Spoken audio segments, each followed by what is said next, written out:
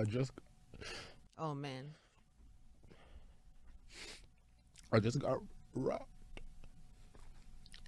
at gunpoint a couple hours ago. I just got robbed. Like two dudes with guns just ran up on me.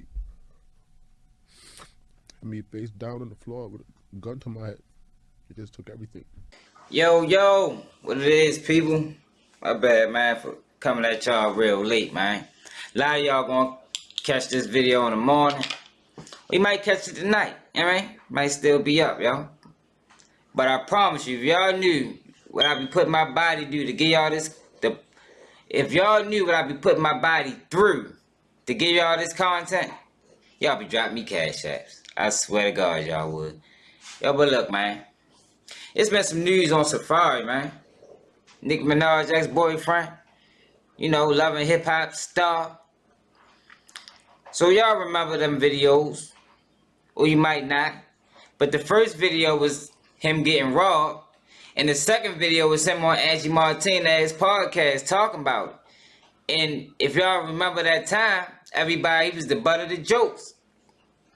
You know, he went on our show crying about getting robbed. I didn't think it was funny because he's not a street guy.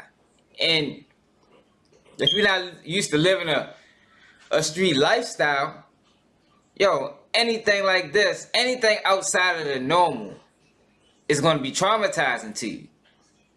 So I felt this pain, yo. I mean, I can't really say I felt it because I didn't been robbed and all type of wild stuff, but I just look at it like, hey, on to the next day. Or, yeah, we're going to handle it how we going to handle it. But when you're not in the streets, I get it. Make a long story short. But it been some arrests. It been some guilty pleas. And it been some news that came out. And I might be late. A lot of people might have already knew this, but I never knew that one of his friends got arrested for basically orchestrating the robbery. So that's where we at today.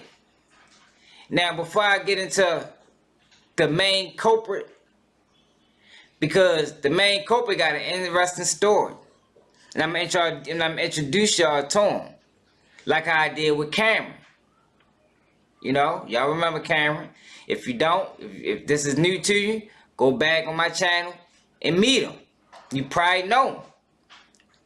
You know what I mean?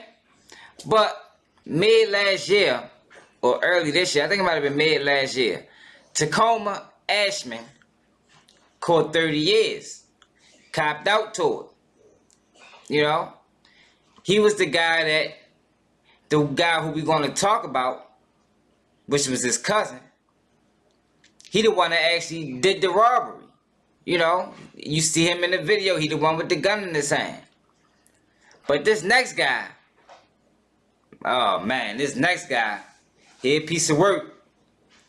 But I think we know these guys. You feel me?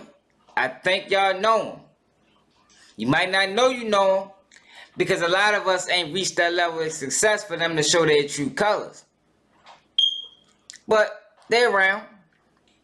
Normally in the motherfucking shadows. I want to introduce y'all to Shawn Harewood. Take a look at him. He look familiar? Seriously, look at him close. Do y'all know this guy? Because I think we do. I think y'all do. Just don't know it yet. Like I said, we ain't reached that. To really know him, you got to reach a certain level of success to really understand him. You understand? He the guy you grew up with. Childhood friend. You know, probably played basketball together, football together. Might even spent the night over his house. You know? That's that guy. And then once you start reaching a certain level of success, you know, as time go past, you start branching off, doing your own thing. You know, eventually life separates people. There's nothing we can do about it. You know, some people go to jail, some gonna die off, some go to college, some go to the army. You know what I mean? Some stay in the streets, some choose a better route. So, what happened with this situation was, you know, Safaree, he got with NICKI. Blew up. Shot to the moon. But Shawn still in the hood. You follow me? Remember, but this is your man from back in the day. Or he could have just been your man that you was with every day. But you know how it is. When life starts separating, people start feeling different. You know, it might be sometimes you don't see him for a couple weeks, couple months. Now he calling your phone like, yo, what's up? You forgot about me? Meanwhile, you didn't. You just been busy. But Shawn ain't trying to hear that. Nah, he ain't trying to hear that. You on some bullshit in Shawn's eyes. So what Shawn gonna do is, he gonna, you know, for a while he gonna play the 50 with you. Just hope that, you know, things change. But after weeks turn to months and months turn to years, now Shawn is angry. Now every time your name come up in the neighborhood, Shawn got something bad to say. But when he see you, it's all love. See, that's the trick. When he see you, it's all love. And if you ain't got the senses to peep it, you might believe it. You might think it's how it used to be.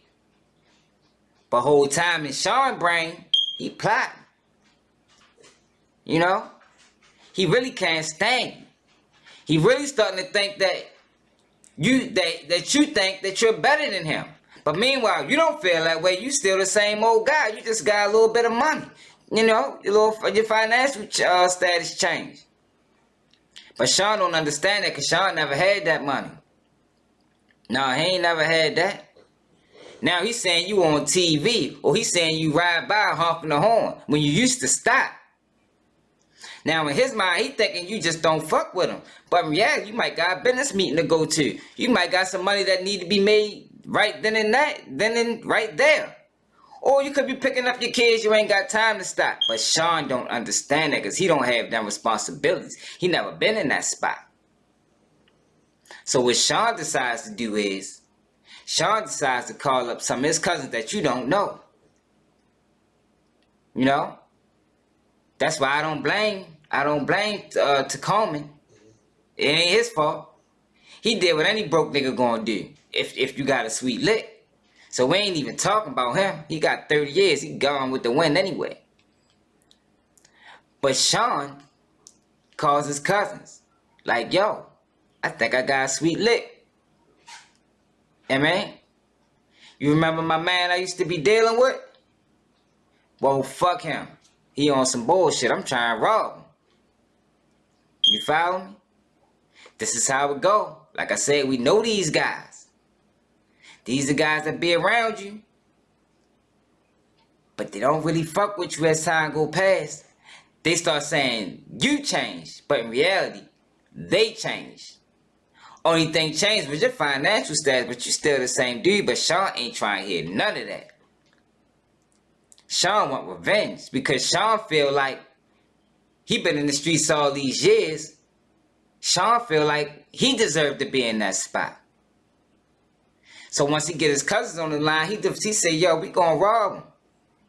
Don't kill him. Cause still my man. This is the thing, these guys always try to keep a little bit of dignity. They don't want to kill you, but they want to take everything that they feel they should have, but you got. You follow me? So Shawn ain't gonna say too much over the phone. Even though it's his cousin, he's still aware. You know, I don't want too many people to hear this because I don't want to look bad to the hood. You know, niggas gonna look at me crazy being as though we grew up together. So they meet face to face after going through Texas. They meet face to face and say, yo, I know how I can get him. I know his movements. Forgot. That was my man. I damn didn't know anything about him. I know where his mother lived. So, I can get this GPS, put it on his car, and we gonna track him. Like I said, I don't want to kill him, though. But you see all that jewelry he got on? Look at his Instagram. Yo, shining. He don't deserve that. That's my jewelry. Yeah, they say things like that. That's how they really feel inside. So, once they do that, the cousin, damn, it sound real good to him. He don't know you. So why should he care? Like I said, I don't even blame Tacoma. He did what any broke nigga gonna do in the streets when your pockets hurt. So they run him down. Take the money. Take the jewelry, 180,000. Felt like they struck gold. But things didn't go how they wanted it to go because the police was on them. Chased them down. Locked them up. But Shawn wasn't there. Because Shawn ain't want to be a part of it. Because, you know, he know me. That's why I got y'all to do it. But somehow, some way, Shawn ends up in the mix. Shawn gets arrested. And now today, we find out that Shawn caught 18 years. Fed time.